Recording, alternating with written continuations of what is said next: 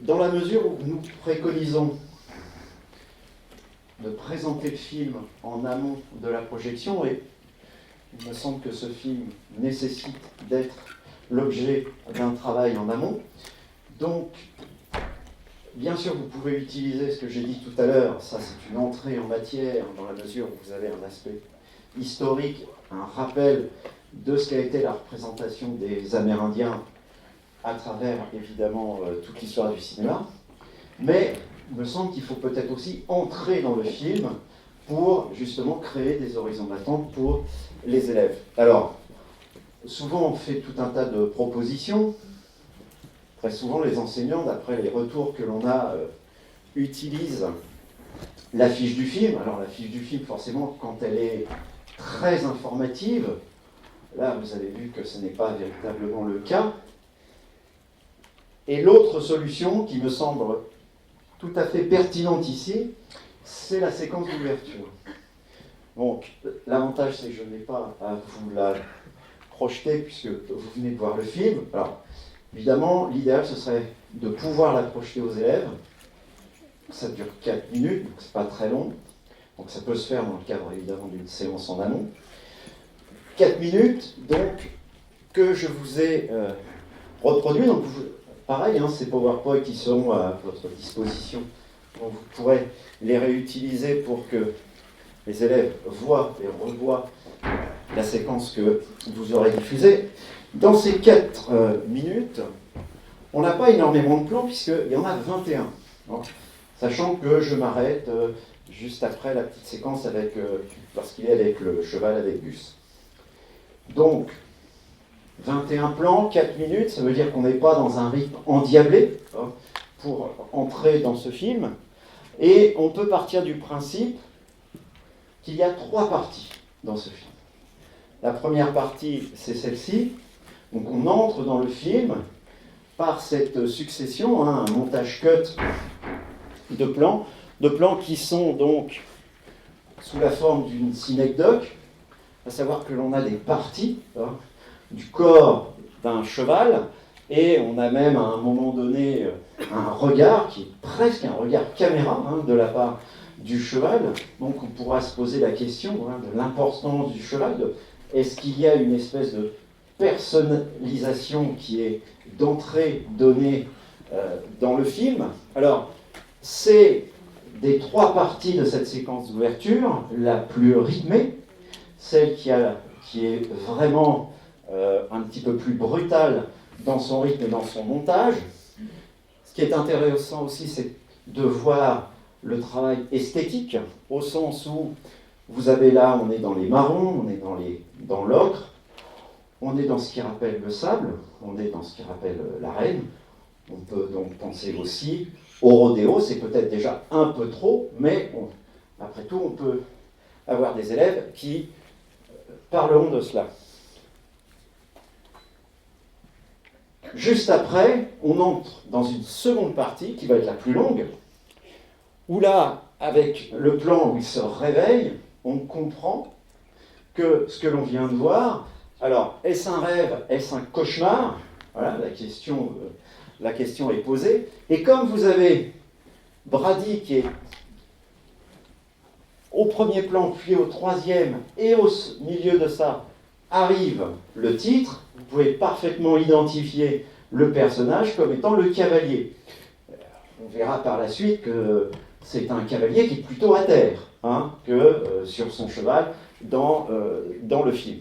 Quand je dis à terre, évidemment, tout ça est métaphorique. Donc, dans cette deuxième partie, on change complètement d'esthétique. Là, on va se rendre compte qu'on est dans une lumière beaucoup plus blafarde, liée au néon de la roulotte dans laquelle il habite. On va aussi avoir la possibilité de découvrir le corps à nu de ce personnage, un corps qu'on va pouvoir considéré comme un peu abîmé, un corps d'une extrême maigreur tout de même dans ce que l'on voit. On va voir aussi un personnage qui prend des médicaments, donc il y a un traitement à suivre. Et puis, d'entrée, on a ce moment extrêmement important lorsqu'il va retirer les agrafes et qu'on va découvrir la blessure. Alors déjà, il se sert d'un couteau. Ce seul couteau renvoie immédiatement à l'image du cow-boy. Je vous rappelle, hein, dans les grands westerns classiques, le couteau pour le cow-boy, le couteau, c'est ce qui lui permet de se raser. Alors, vous avez énormément de films où on voit les cow-boys se raser avec la lame du couteau. C'est l'image du dur, hein, c'est la virilité du cow-boy qui est incarnée par le couteau. Le couteau, c'est ce qui lui permet évidemment de se nourrir et c'est aussi ce qui lui permet de se défendre. Donc vous avez ici un élément clé lié au western et en plus un élément qui donne une image de ce personnage, un dur, dans la mesure où on insiste par un certain nombre de gros plans sur ce qu'il enlève, sur le côté ensanglanté des agrafes. Donc on est bien là dans quelque chose de douloureux et il supporte sans aucune difficulté la douleur due à ce qu'il est en train de faire.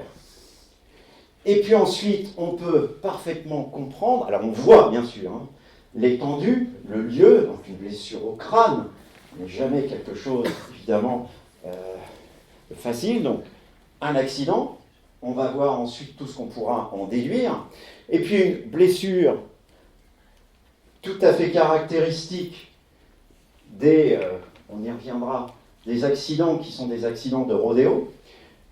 Et par ailleurs, on voit que c'est sûrement une blessure récente, puisqu'il prend énormément de précautions avant d'aller prendre sa douche, tout ce travail pour protéger son crâne.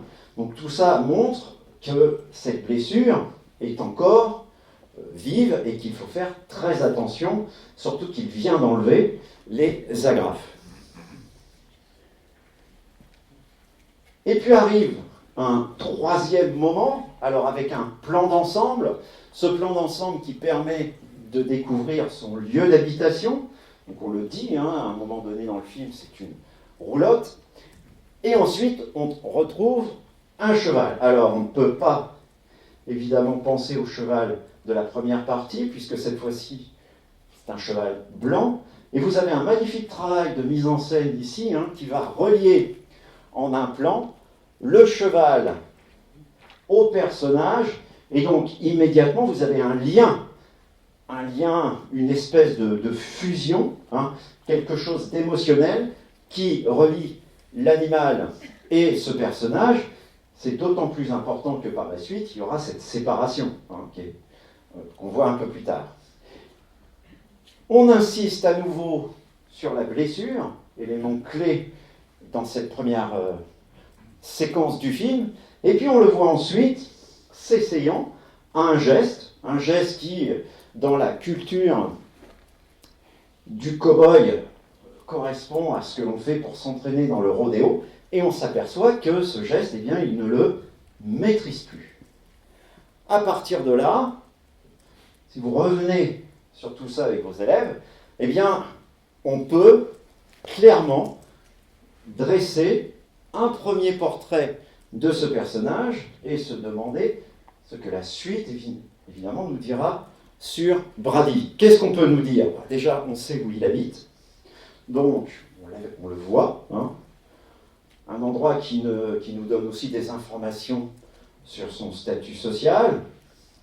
Ensuite, on voit que c'est un personnage qui a été blessé, on a le rapport à la scène qui était un rêve ou un cauchemar, donc on peut envisager une blessure due à un accident avec un cheval, peut-être pas encore le rodéo, mais en tous les cas, il y a des éléments qui peuvent y faire penser, et un personnage qui est donc blessé, cabossé, qui a sûrement des séquelles, puisqu'on s'aperçoit qu'il n'arrive plus à faire un geste qui, sûrement pour lui d'ordinaire, est totalement maîtrisé.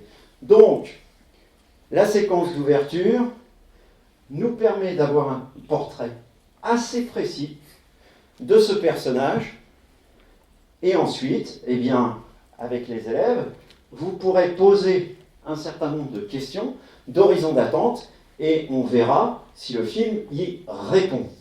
Est-ce qu'il y a en revanche dans cette séquence quelque chose en lien avec ses origines amérindiennes. Dans cette séquence, absolument pas. Et d'ailleurs, vous avez dû vous rendre compte que ce n'est pas du tout appuyé dans le film. Il y a très peu de choses. Alors, il y a la référence à la NPE, entre guillemets, tribale, hein, lorsqu'il va chercher un travail. Il y a un moment très très clair, très net, c'est lorsqu'il discute avec ses amis le soir, hein, où là, si vous avez fait attention, à un moment donné, il parle en indien, hein, en amérindien. C'est le seul moment où on les entend parler. Et puis, finalement, oui. Mais il me semble que quand sa sœur lui chante une berceuse, non, c'est en espagnol. Ah bon? Je crois que, d'après mes souvenirs, je l'ai revu hier, vraiment, je crois que c'est le seul moment, c'est vraiment dans cette discussion. Alors, bien sûr, c'est très important parce que je réponds à la question que j'ai posée tout à l'heure. En fait, on les identifie, ces personnages, ces Amérindiens, on dit que ce sont des Indian Cowboys. Alors, c'est tout à fait étonnant dans la terminologie, puisque d'habitude, on dit native pour les Amérindiens, et là, on dit bien Indian Cowboy. Et on va en reparler par la suite. À partir de là, eh bien, je vais vous proposer d'entrer donc dans le film. Je suis obligé d'aller très vite, je suis désolé, mais on n'a pas le choix. Et on va commencer par la genèse du film.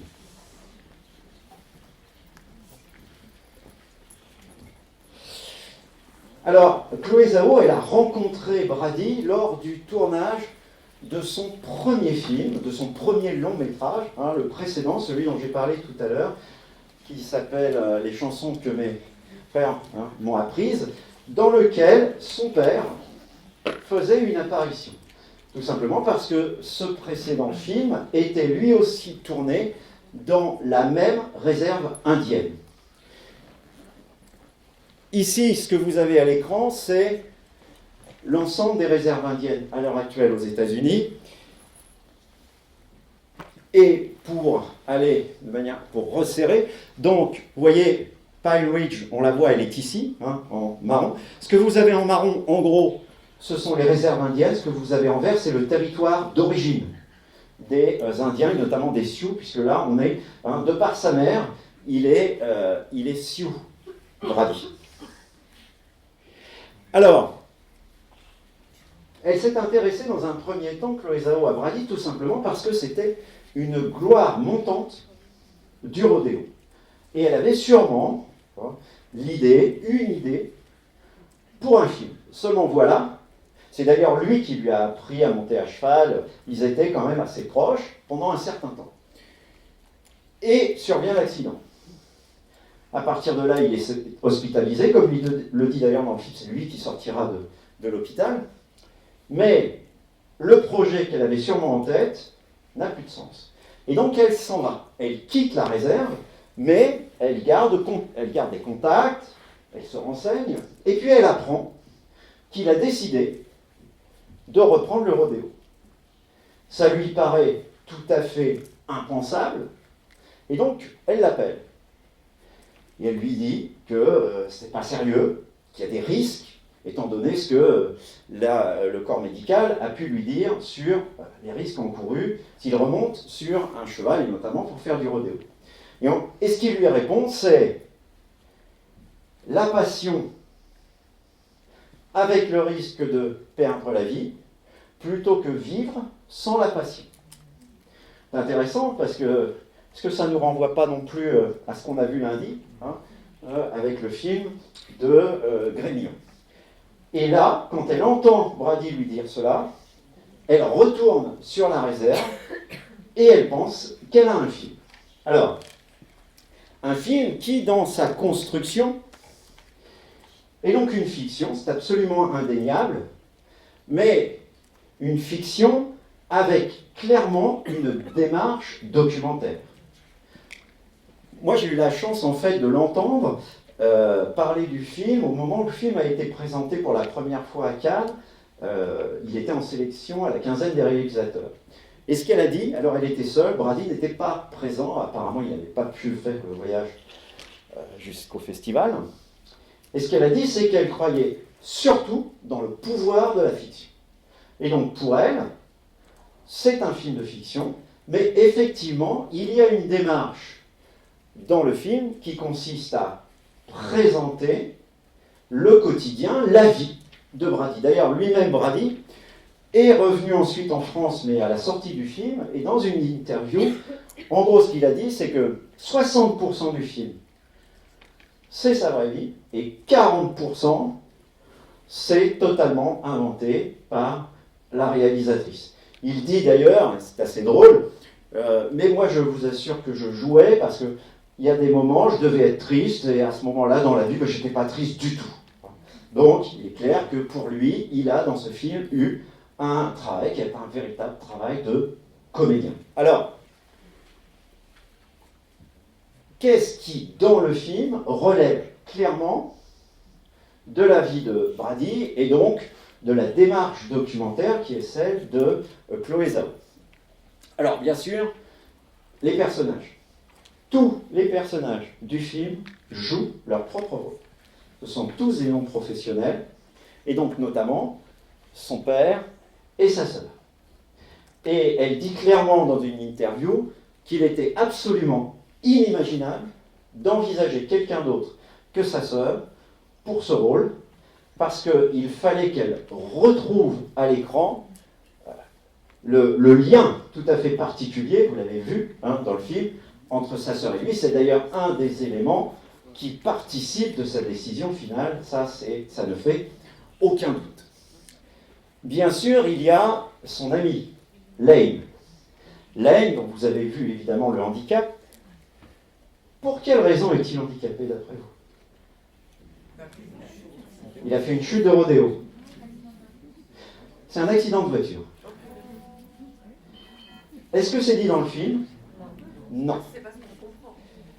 Et c'est exactement ça qui m'intéresse. Pourquoi Chloé Zhao, dans ce film, ne précise-t-elle pas que la situation, l'état dans lequel est Lane, n'est pas dû à un accident, une chute de rodéo, mais bien un accident de voiture? Il me semble que ça permet aux spectateurs de penser que c'est un accident de rodéo, et du coup, Lane devient une représentation concrète de ce qu'aurait pu devenir Brady lorsqu'il a eu son accident, ou de ce qu'il pourrait devenir si, évidemment, il y avait aggravation. Donc elle a joué d'une certaine manière avec ça, et à aucun moment elle ne fait de référence à la cause réelle de l'accident. Ensuite, il y a toute l'activité de dressage. Tout ça est 100% vrai. Et d'ailleurs, pendant le tournage du film, Brady continuait son métier de dresseur. C'est-à-dire comme il se levait à 4-5 heures du matin, il allait faire son métier de dresseur, et comme il le dit dans une interview, à midi, il débarquait sur le tournage et il venait faire le métier de comédien. Et il a fait ça pendant tout le tournage.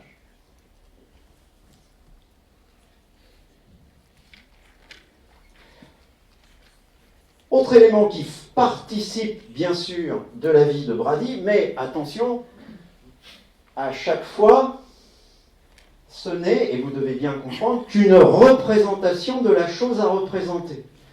On est donc dans quelque chose qui au départ est une démarche documentaire, mais on est bien dans du cinéma, dans de la fiction.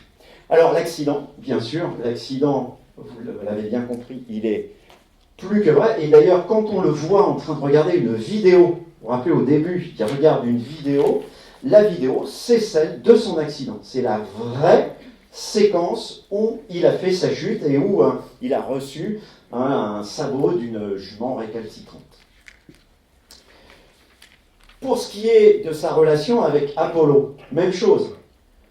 C'est quelque chose qui a existé, mais c'est à nouveau représenté, et il y a une modification, et non des moindres, c'est que Brady n'était pas sur place quand son père a abattu le cheval, et deuxièmement, la blessure de l'animal était beaucoup moins spectaculaire que ce que vous voyez à l'écran.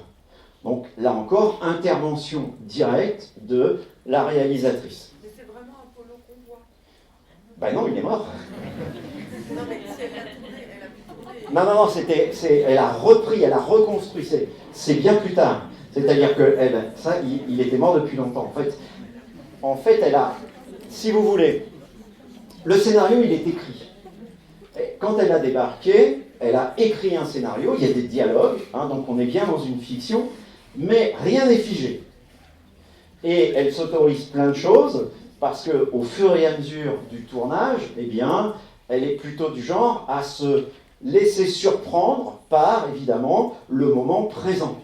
Il y a un grand metteur en scène, Karl Theodor Dreyer, qui écrivait de manière extrêmement minutieuse tous ses films. Le dialogue, tout ce qui était mouvement de caméra, etc. Et il donnait ça à ses chefs-ops en leur disant de l'apprendre quasiment par cœur. Et un jour, un de ses chefs-ops lui a dit « Mais maître, tout de même, j'ai avalé tout ça, on s'en sert pas. » Et Dreyer lui répond « Et si demain je n'avais pas d'idée ?» Eh bien, c'est un petit peu la démarche de Chloé Zhao. Elle a, bien sûr, un canevas, elle a une structure, mais elle va se permettre un certain nombre de choses et elle a réingéré dans le film un certain nombre de choses de la vie de Brady. Alors, même chose pour le moment où il va essayer de trouver du travail avec l'agence tribale, l'une des rares références directes à sa culture amérindienne, et où on va le retrouver à plusieurs reprises dans le supermarché. D'ailleurs, toutes ces séquences de supermarché sont extrêmement importantes. Ça, c'est essentiel parce qu'il faut bien comprendre, comme je vous l'ai dit tout à l'heure, il y a un chômage absolument hallucinant dans les réserves et il n'y a pas énormément de possibilités d'emploi à l'intérieur des réserves. Et ce qu'elle lui propose, c'est tout simplement la grande distribution. Alors pourquoi, en revanche, est-on sûr de l'aspect fictionnel? Eh bien, déjà par le nom. Il s'appelle, c'est écrit quand il vient se recueillir sur la tombe de sa mère, il s'appelle Blackburn dans le film, mais Brady Blackburn, c'est le personnage. L'acteur s'appelle Gendreau. Donc, il y a une modification onomastique très claire qui plonge de manière indéniable dans la fiction. Il s'agit bien d'un personnage qu'elle a créé à partir, évidemment, de tout le vécu de Brady. Mais à partir du moment où elle change les patronymes, il n'y a aucun doute. Alors, Gendreau, ça peut vous paraître étonnant, comme nom pour un Amérindien. Alors, il y a aussi le fait qu'il est Sioux par sa mère, mais Canadien par son père. Et donc, là, vous avez une référence, une explication de son patronyme. Une scène qui semble complètement créée, et alors là, écrite, alors on la voit mal ici, mais c'est la scène dans le salon. Cette scène qui est à la fois une scène où il intervient pour protéger sa sœur, mais une scène aussi où on va lui faire des références à sa virilité, à son rôle de cow-boy, puisqu'il ne dit pas clairement qu'il va remonter sur un cheval dans un rodéo, et une scène un peu presque de jalousie où il va faire une intervention, et par la suite, vous aurez justement un des rares personnages féminins du film qui lui fera cette remarque sur « Ah, vous les cow-boys », etc. Autre chose très intéressante aussi, c'est toute la séquence de dressage. Alors moi, à chaque fois que je la vois, je suis assez halluciné. Ça me rappelle un film de Robert Redford qui s'appelle L'homme qui parlait à l'oreille des chevaux. Cette séquence, d'abord, elle est hallucinante dans sa temporalité. On a vraiment l'impression d'assister à l'intégralité du dressage. Vraiment.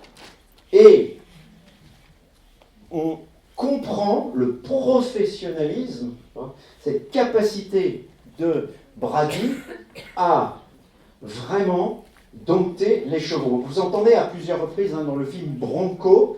Bronco, c'est le cheval non dompté. Seulement cette séquence, Brady raconte que ça a été la plus difficile pour lui dans le tournage. Pourquoi? Eh bien parce que d'un côté, Chloé Zhao a un souci de rendu documentaire, mais elle a aussi un souci esthétique. Et donc, le chef-ops de Chloé Zhao, c'est son mari, le chef-ops, lui, cherche à avoir les plus beaux plans. Et vous avez dû remarquer qu'il y a un travail avec le soleil complètement dingue dans cette séquence.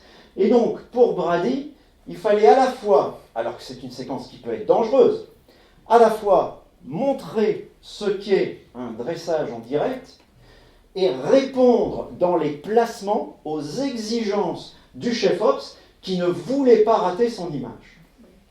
Donc, vous voyez, souci esthétique, souci documentaire. Alors, dans le film, les éléments de dramatisation, ils sont extrêmement importants, et ça fait partie de ce qu'elle a ajouté et de ce qu'elle a écrit, et qui sont donc les 40% qui n'appartiennent pas à ces livres. Alors, il y a là, dans ce qui doit évidemment participer, d'une certaine manière, je dirais, à créer une fragilité, des failles dans le personnage. Eh bien, vous avez, bien sûr, la référence à la mère. Il y a 3 références. Lui, lorsqu'il va se recueillir sur sa tombe, et vous avez la personne qui travaille à l'agence tribale qui fait une référence à sa mère et qui lui dit tout le bien qu'elle en pense, et il y a le père dans la voiture qui fait aussi une référence. Et donc on crée là un personnage, et donc du coup, son absence devient un élément important à prendre en compte dans, évidemment, la construction et l'évolution de la personnalité de Brady. Et puis, il va y avoir tout le travail qu'elle fait pendant tout le film sur l'évolution de la maladie. Et donc là, c'est quasiment omniprésent, ça va de la main qui se serre et qui n'arrive plus à ouvrir, un plan qui est surexploité quasiment dans le film. Vous avez les maux de tête, vous avez les médicaments, vous avez bien sûr l'évanouissement et l'hôpital. Alors ça, il faut l'expliquer aussi. Il le dit très bien dans une interview, Brady. C'est un cow-boy, il se définit comme un cow-boy aussi, et il fait du rodéo. Donc, il est cotisant à une association de rodéo. Et c'est grâce à cela qu'il est soigné. C'est-à-dire que si il n'avait pas été membre cotisant de cette association, eh bien, vous connaissez le système hospitalier américain, il aurait dû endosser les frais d'hospitalisation. Et là, évidemment, ça devenait plus compliqué. Donc, il explique que s'il a pu être soigné, et plutôt bien soigné, c'est grâce à cette association, parce que vous le voyez dans le film, le nombre de fractures, de blessures. Rappelez-vous la séquence où, avec ses amis, il discute. Il n'y en a pas un qui n'a pas eu un accident, qui n'a pas eu une fracture. Les jambes, le corps, la tête, tout y passe. Ils sont cabossés de partout. Et donc ça, c'est quelque chose vraiment d'important. Et puis il y a cette scène où là, vraiment, il fend l'armure, après avoir passé un moment avec son ami, où on va le voir s'effondrer, et tous ces éléments-là vont permettre à Chloé Zhao de justifier la décision finale. Parce que ce qui va être important, c'est que va-t-il choisir? Vous avez dû remarquer que le film, il fonctionne de manière sur des antithèses permanentes. Le jour et la nuit, l'intérieur et l'extérieur, moi je dirais la liberté et l'enfermement. Et tout fonctionne avec, à un moment donné, ce sera la décision finale, le choix qu'il va faire. Autrement dit, la liberté, on le sait, c'est pour lui la possibilité de continuer à évoluer dans ces grands espaces. C'est le besoin de chevaucher, de galoper, d'être évidemment dans la nature. Et là, ça renvoie à l'image du cow-boy. On est en plein dans le western. Et puis, l'enfermement, l'enfermement, c'est bien sûr l'enfermement spatial. Alors, il est enfermé dans beaucoup d'endroits. Hein. Il est enfermé quand il est chez lui. Il est enfermé dans le supermarché. Mais il est aussi enfermé d'une certaine manière quand il fait du rodéo. Le rodéo, c'est un espace clos de toute façon. Et à partir de là, l'autre enfermement, c'est justement l'image qu'il doit véhiculer en étant une gloire du rodéo. Et là, on revient à cette idée du machisme, cette idée de la virilité.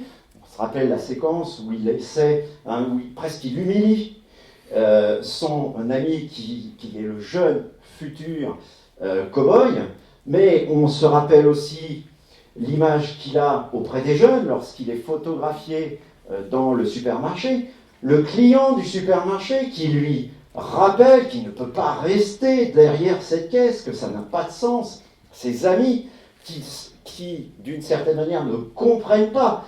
Donc à chaque fois, on essaie de lui rappeler ce qu'il incarne. Et il incarne, d'une certaine manière, il doit incarner le héros du western. En réalité, et je reviens à ce que je disais tout à l'heure, si référence au western il y a, c'est plutôt l'anti-héros. C'est-à-dire qu'on replonge dans ce que j'appelais le western crépusculaire. Et là, c'est clair, parce que je parlais d'impitoyable. Dans Impitoyable, Clint Eastwood, quand il monte à cheval, il tombe. Vous imaginez Clint Eastwood, parce que les comédiens et les personnages, en analyse de film, on parle de l'univers filmique et de l'univers du personnage. L'univers filmique de Clint Eastwood ne pouvait pas au moment d'Impitoyable permettre que, monté sur un cheval, il en tombe pratiquement tout le temps. Et donc, on avait bien sûr cette démystification du héros de western. Eh bien, c'est plutôt là qu'il faut aller chercher la référence, au sens où c'est un Indian cowboy. Quand même assez fou, hein, de se dire qu'il y a pratiquement leur culture amérindienne gommée, et qu'ils se sont... Alors, il y a des raisons, hein, la politique américaine a joué là-dessus, mais ils se sont pratiquement emparés du mythe du cow-boy, alors que ces cow-boys les ont exterminés. Sacré paradoxe. Et alors, pour arriver à ça, eh bien, Chloé Zhao, elle utilise un élément, une échelle de plan. Je ne sais pas si vous venez de voir le film, souvent quand on sort de la projection, on a l'impression que pendant tout le film, on a galopé avec Brady, qu'on a pris un bol d'air. Alors, si vous le voyez sur un immense écran, vous dites « Ah, je me suis oxygéné, c'est génial ». Pas du tout, hein. En réalité, pas du tout. Les plans d'ensemble, dans le film, il y en a 20. Les gros plans, il y en a 120. Il y a 120 gros plans dans le film, 6 fois plus. Donc, on n'est pas du tout dans un film westernien d'aventurier qui part et qui galope, on est beaucoup plus dans l'intime. Et le gros plan, ce n'est pas n'importe quoi. Jean Renoir, je citais lundi Renoir, grand cinéaste français peut-être de tous les temps, Renoir disait que le gros plan était l'échelle de plan qui donnait sa spécificité, sa singularité au cinéma. Le plan lit ce qu'on ne pouvait pas trouver ailleurs. Le cinéma est le seul, selon Jean Renoir, à faire du gros plan au sens où il parlait d'image-affection. Et dans le film, eh bien, c'est véritablement une évidence. Regardez, Brady, il est du début à la fin du film quasiment cadré en gros plan ou en très gros plan. Alors, soit, bien sûr, sa main, mais surtout, et c'est ça évidemment le plus important, son visage. C'est son visage, parmi ces plans, ces gros plans, qui est le plus représenté à l'écran.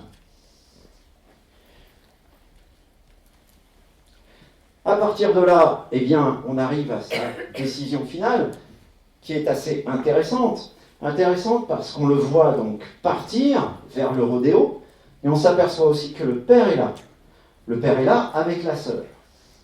Si le père est là, alors qu'il désapprouve complètement sa démarche, c'est qu'il accepte en revanche le choix du fils. Et donc, sa présence, c'est ça. Je ne suis pas d'accord, mais on est là avec toi. Et ça explique évidemment son choix, qui est un choix de héros de western. Parce que Brady, c'est un cavalier sans cheval, c'est un homme à terre, qui va devoir se relever. Mais se relever, dans quel but? Pour quoi faire? Et finalement ici, le choix qu'il va faire, c'est le choix peut-être des grands espaces, mais plus de la même façon. Le choix de la famille, ça c'est clair, c'est très clairement dit. Et pourquoi on revient donc à Lane? Eh bien parce que, tout à l'heure je disais, lumière et le jour et la nuit, l'enfermement, la liberté, et on finit par le rêve ou la réalité. Et Lane, lui, continue à être dans quelque chose qui relève de l'imaginaire et du rêve, puisqu'il ne pourra plus, bien sûr, monter. Et Brady, eh bien, quand on les voit ensemble, eh bien, Brady va choisir, évidemment, il va choisir la vie, le monde, et peut-être sans tout cet univers de western qui est pesant et dont il va, d'une certaine manière, sûrement se débarrasser. Alors,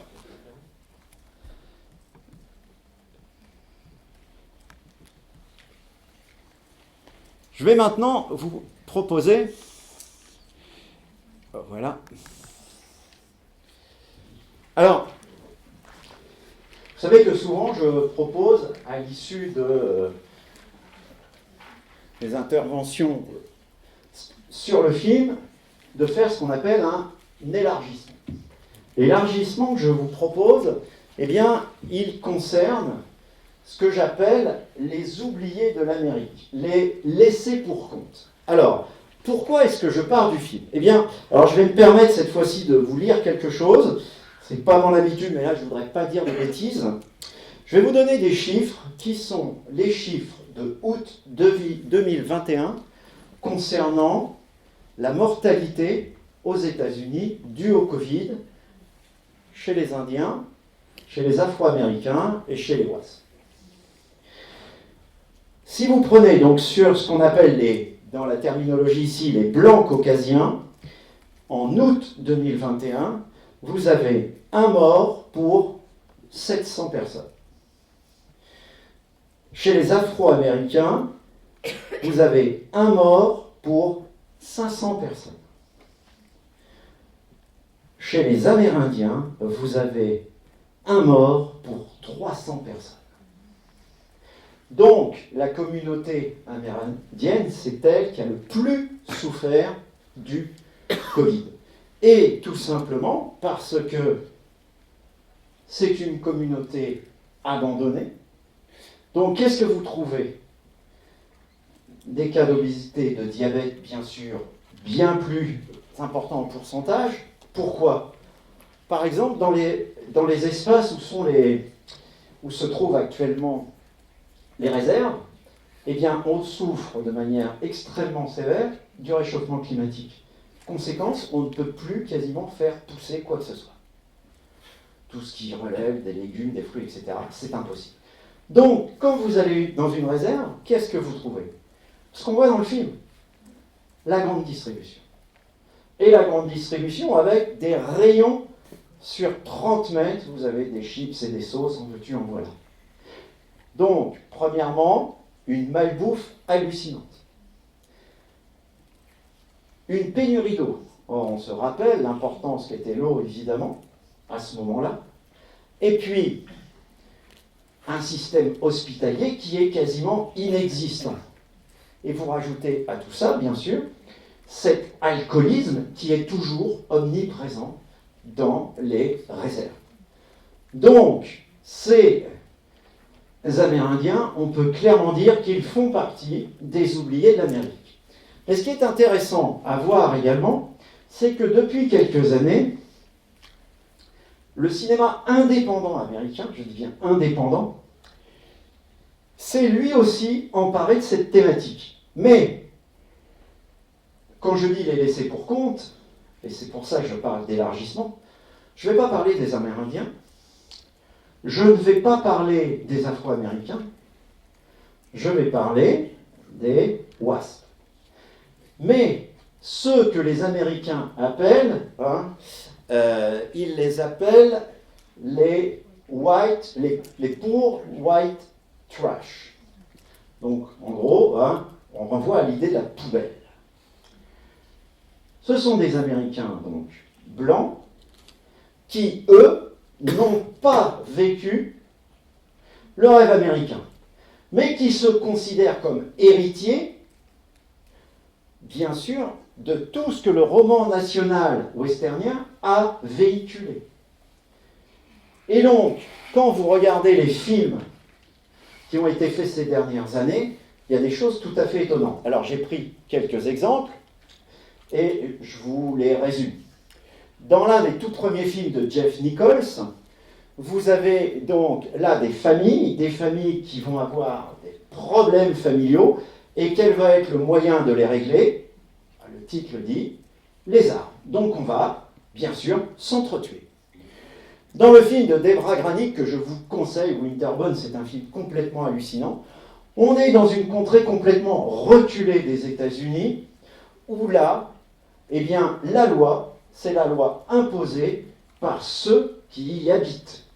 Une loi, évidemment, très claire, la loi qui était celle du monde du western, et donc, on tue, sans se soucier, évidemment, de ce qui pourrait se passer, puisque la justice ne passe pas. Quand il y a justice, c'est la justice créée par ceux qui habitent là. Ils sont tous dans une pauvreté, dans une précarité et dans une inculture absolue. Ce film est absolument hallucinant.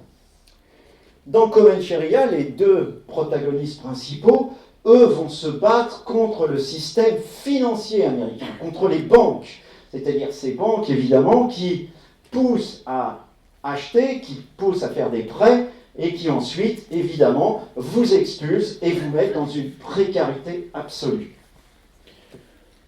Autre exemple, The Florida Project, c'est peut-être le plus impressionnant. Je ne sais pas si vous connaissez ce film.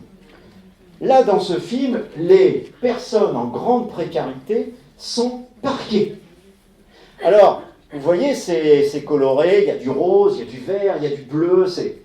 En réalité, ils habitent dans une espèce de barre d'immeubles dans lesquels on les installe. Ils sont tous démunis.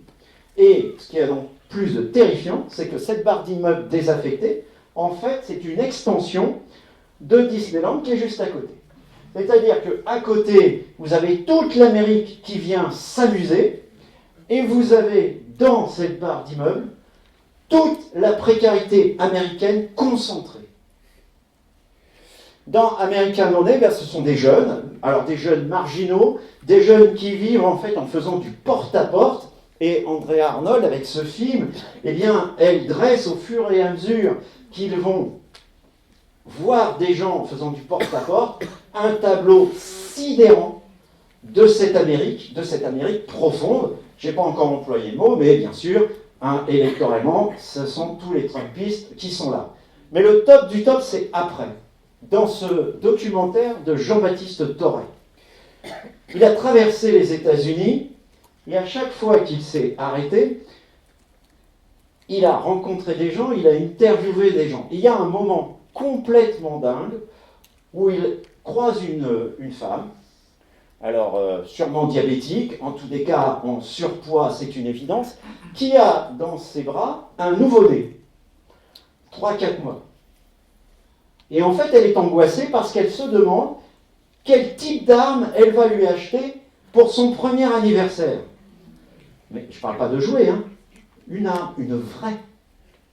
C'est-à-dire que la première chose à laquelle elle pense, c'est la première arme qu'elle va pouvoir acheter pour cet enfant. Alors, lien avec l'actualité, il y a quelques jours, je ne sais pas si vous avez vu ça, mais on a appris qu'une jeune femme américaine qui était en train de faire un zoom pour le boulot a été tuée par son enfant de 2 ans qui a tout simplement récupéré l'arme de son père qui était dans un sac à dos, à l'image d'un dessin animé de Disney. Et puis enfin, Solar Point, là vous avez un personnage qui sort de prison, un jeune, 25 ans, qui revient dans sa région d'origine, et en revenant dans sa région d'origine, eh bien, il va retrouver toute la misère, toute la détresse, le chômage que l'on trouve dans ces régions, et je n'en ai pas parlé tout à l'heure, mais je vais revenir sur Logan Lucky. Dans Logan Lucky, on parle des rednecks. Les rednecks, on le traduit par les ploucs dans aux États-Unis. Et là, c'est un film, même chose, qui nous plonge dans les zones désindustrialisées des États-Unis, où là, tout le monde, évidemment, est passé à changer de statut social du fait de la fermeture des usines. Et j'ajouterais que si vous pouvez aller voir dans quelques temps le nouveau film de Sean Baker, c'est le réalisateur de Florida Project. Il se trouve que son dernier film, qui s'appelle Red Rocket, était à Cannes en juillet dernier. Et c'est un film à nouveau exactement dans la même veine. C'est un acteur porno qui a 30-35 ans, donc qui est trop vieux pour continuer à faire son métier, et qui retourne, là encore, comme Solar Points, dans sa région d'origine. Et là, je vous assure que Sean Baker a trouvé des gueules absolument hallucinantes. La belle-mère, son ancienne copine, mais c'est absolument dingue ce que l'on voit. Donc, là, je pense que le casting a été assez compliqué, mais il a trouvé des corps, des visages représentant toute cette Amérique. Et je vais en terminer là. Red Rocket. Je pense, si mes souvenirs sont bons, le film devrait sortir en janvier ou février prochain. En décembre aux États-Unis. D'accord. Donc je pense janvier-février. Bon, c'est beaucoup moins intéressant que Florida Project. Je vous le dis tout de suite. J'ai pas été emballé par le film, mais il faut quand même le voir. En revanche, et je vais terminer là-dessus. Je vais terminer pour boucler sur Chloé Zhao, parce que, et là j'espère que vous l'avez vu, mais le film que Chloé Zhao a fait après The Rider, c'est Nomadland. Film qui a été multi-oscarisé, film qui a obtenu le Lion d'Or à Venise. Et qu'est-ce que c'est que ce film? Eh bien, à nouveau, une image de l'Amérique, une image de cette Amérique profonde, puisque le personnage principal est une SDF qui vit dans un camping-car, et en fait elle montre tous ces gens qui, à travers les saisons, suivent des pistes américaines pour aller chercher des petits boulots, là où il y en a, au fur et à mesure de l'année. Le film est à nouveau fait de la même façon que The Rider, c'est-à-dire, bien sûr, une fiction avec une actrice qui est Frances McDormand, la femme d'un des frères Cohen, et une démarche qui est une démarche absolument documentaire. C'est exactement le même procédé dans ce film que dans The Rider. Voilà, écoutez, je peux m'arrêter là.